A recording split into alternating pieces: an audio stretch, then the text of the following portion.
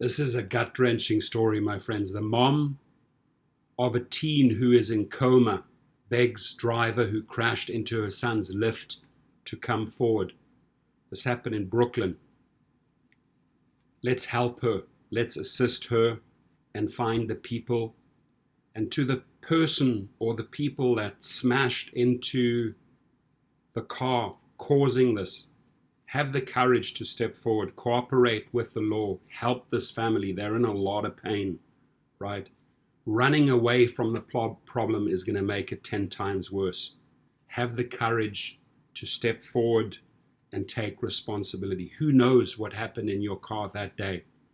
But we need to help and assist this family. This is too painful. I have a teenager. Many families have teenager.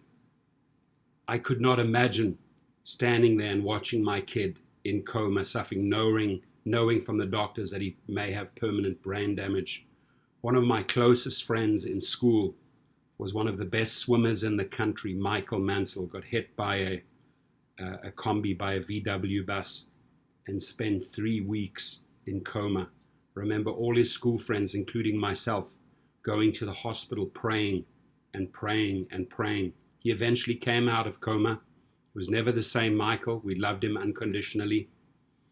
And he had a fairly good recovery because he had a lot of courage. He was a fighter, spirited fighter. So I just hope that this kid here has that fighting spirit and that he'll come back for this family, right? But the story doesn't end there. We pray for Isaiah Benlos, 18. We pray for his family and anyone that may have seen something on that night, right? This happened at 3:30 a.m. in the morning. Maybe the people had been drinking.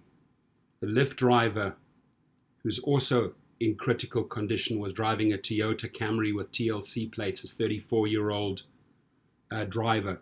We pray for him, right? Wrong place, wrong time. And this happened. So we have to always have our eyes on the road for crazies, for drunks. Avoid them, stay far away from them so that this doesn't happen.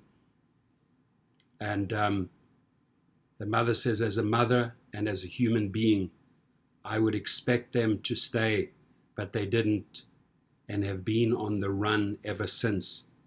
I know my son was just listening to his mother. I'm always telling him to take a car if it's late. My son is the greatest kid you could ever meet. Any parent will say that about their teenager, and this mother is right. Right? So these people that fled the scene, you may have been scared, but running away from the law, my friends, is not going to make it better. Please have the courage to step forward. This kid's future is uncertain because of his brain damage, right? The best they can do is to let him heal from the swelling, said the doctors, right? And then we can only pray that this kid recovers. The mother is there with him 24 hours a day.